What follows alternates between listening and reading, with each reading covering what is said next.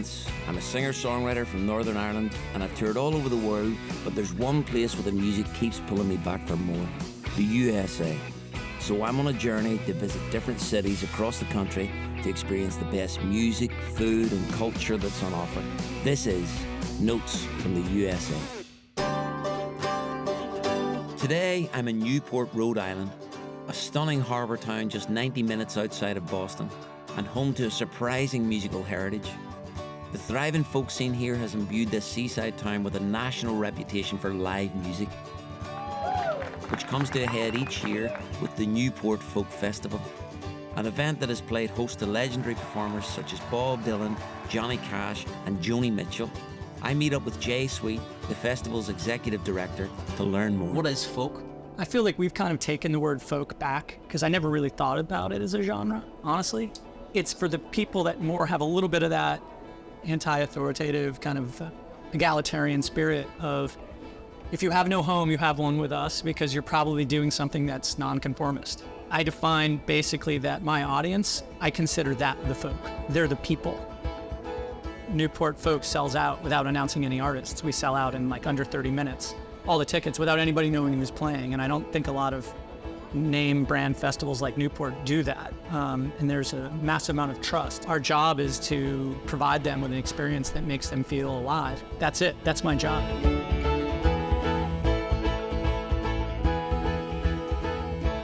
'50s in the States was just, it was not that hip. From the very first festival, it was all about, set up as a place really as a safe haven for all the misfit musicians, I called them. There was need to be a safe space for these artists that were kind of speaking truth to power to have a place to do it. It's a pretty heavy flame to keep lit. Yeah. Because what you're doing is you're playing off these people that have these memories that go half a century. Since the festivals have happened, I think there's been an incredibly amazing scene here. There's just music just on every street corner. If you want to see more music than you've seen in any kind of given period of time, you'll see more music than you've seen anywhere else in the world for, that amount of time. It's truly remarkable. It's amazing to hear from Jay about the musical history that has transpired here in Newport. Like Bob Dylan's first electric performance that took place at the festival back in 1965 and is now regarded as a pivotal moment in the history of rock. But Jay tells me that to get a full appreciation of Newport, I must get out into the waters that surround the city. So I head down to the harbour to meet tour guide David McGurty, who charters sightseeing tours of the bay to get an entirely different perspective of this city's stunning coastline. It's just an amazing town that has so many things to do. The food's amazing, the music's amazing, and then downtown is crazy. There's all kinds of restaurants, bars that have live music, blues places, there's local bands playing in the local bars, and it's a lot of fun, and there's so much to do. And I love the fact that I can hop on my boat and be out in the bay in 2 minutes. We're gonna go out and see everything you can't see from shore. Some amazing houses and amazing boats. Sounds like a plan. Let's head out. While exploring in and around Newport, you're never far from the water's edge. With over 400 miles of stunning coastline bays and inlets to discover in every direction. But there's nothing like being out on the water itself to get a full picture of this historic town.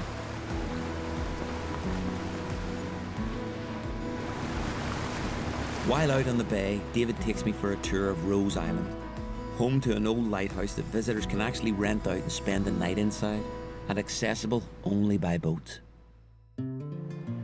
Basically a bed and breakfast without the breakfast. So you bring all your food out, you cook on the gas grills, and you got a nice place to sleep when you're at night. You can definitely come out here. You could rent the whole lighthouse if you want to. This is genuinely a place I'd love to come and just, it's ideal to write songs to get away from everything, and this feels a million miles away from anywhere.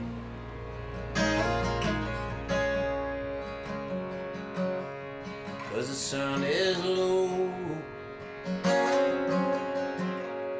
and I get I've still so far to go. And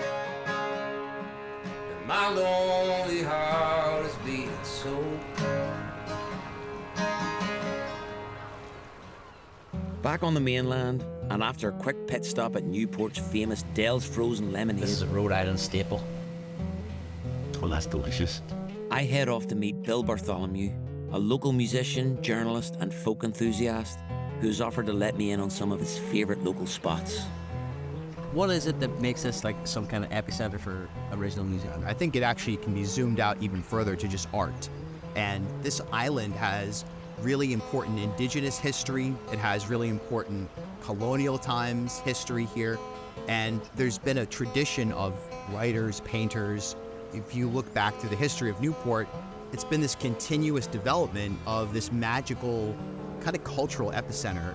And obviously it's a great infrastructure for us as artists, but really it's for anybody out there that wants to jump in to this type of scenario. If you're looking for a place where you can turn up and find music, original music in particular, if you're looking for great food, a great environment, great outdoor stuff, then Newport, Rhode Island is that place. All different walks of life, including the artist class that have sort of established this identity.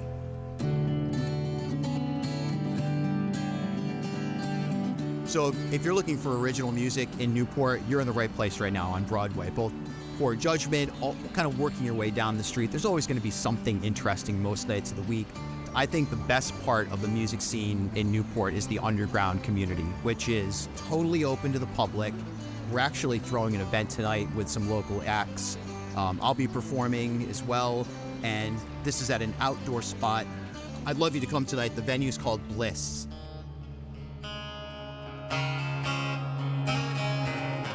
got my head in the cage, but it's okay, 'cause it feels easier that way.